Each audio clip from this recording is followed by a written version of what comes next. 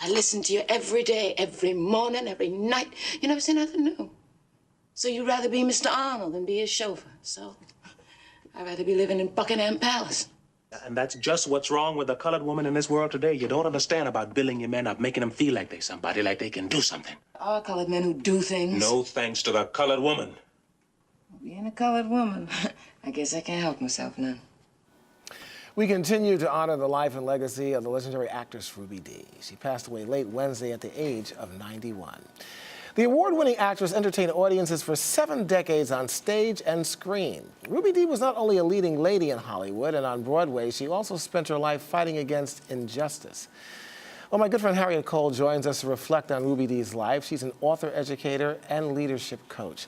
You know, Harriette, of course, welcome to Arise America. You know, Ruby has been noted, of course, with her husband who passed away a few years back as a civil rights activist. Yes. But she actually wasn't so much a leading lady. She spent a lot of secondary roles on Broadway and, of course, on the screen. Powerful secondary roles. Oh, you know, yes. We sometimes don't realize the people who are not in the A list, in the A seat, are often the powerhouses. And she was a tiny little woman who was fierce. That voice, I mean, just that role that we just watched, I mean, she was serving it up. And she did that all the time. You know, one of the things we saw there on this, we're looking at it right now as you're talking, Raisin in the Sun. Yes. You know, that role has been resurged so many times, of course, on Broadway Including now with right Denzel now, Washington. yes. But I think the most powerful aspect and what people remember was the role that she played on the screen in that particular movie. She brought a sense of dignity and an understanding. I mean, she understood the craft of acting. Now, let's understand from the beginning, she was acting before her husband. You know, and then they had this incredible career together where they were in many plays together and many films together, as well as their independent careers. But she was the actor's actor, I think. You know, when you talk to other actors who talk about how great she was. And Tyler Perry talked about, you know, I love that Tyler Perry always brings in our elders and everybody else, collects them all up and keeps them together, which he did quite well. She came around during a time, of course, we remember Dorothy Dandridge and others, other great actresses that were black. Do you think maybe because of how she looked? You know, we talk about Nina Simone, and she was always very, I guess, concerned the fact that, you know, she had Negroid-type features, and more so that she didn't get the kind of accolades. Do you think that might have been a situation that may have held Ruby Dee back in any form or fashion? It's so interesting. I've been reading this kind of thought process, and I don't know. I don't know that she felt that she was held back. I don't know that. I mean, she worked. She was a working actor who had many, many roles. Did she receive every award? No. Who has? Right. I mean, black or white.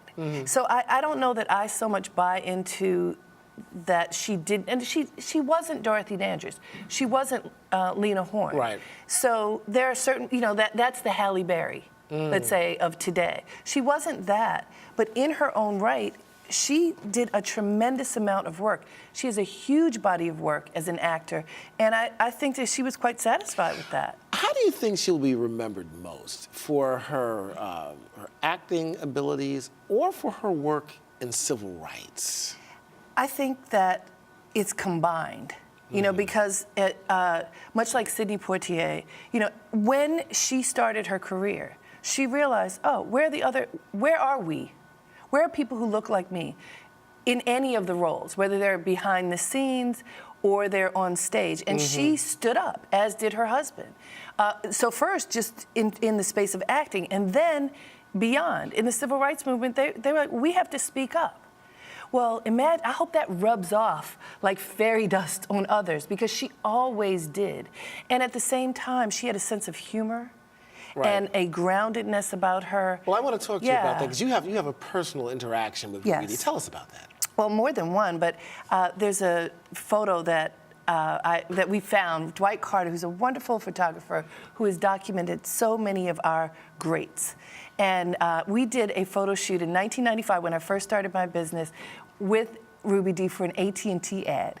But you know, it was fun. It was like, oh, we're sitting with the Queen and just hanging out, because that's how she was. And over the years, well, then after that, she invited me to come to her house, and she said, "You're good at this clothing thing. Can you come and organize my closet?" And I was like, "Sure, Miss D, I can do it." I hadn't organized anybody's closet before, but I wasn't going to say no to that, right? So I came to her beautiful home in New Rochelle, and she had a fabulous walk-in closet. She wanted it to be organized so that it would be efficient, and she was already an older woman. Right. But the greatest part, Julian, was she said, "Then let me show you my other wardrobe." And she took me downstairs in her big, fabulous house, and downstairs there was a costume closet. All of the costumes from all of the plays that she had done over how many years were organized, and she walked me through each one. She let me touch them and told stories about each production and what her role had been, and some behind the scenes experiences. I just felt anointed by her. You know, something we could go on forever about this. We're running out of time, but real quickly, how do you think that she should be best remembered, Harriette? I think that Ruby Dee lived love. She loved her husband, she loved her children, she loved her craft, she loved her people. And I had many interactions with her, and she just exuded a sassy kind of love that said, "We can do this." And she did it. I'll tell you, this is a great loss, but certainly glad to have you here to talk about it and put this all in perspective. Harriette Cole, thank you so much. Thank you. All right. And you're watching Arise, America.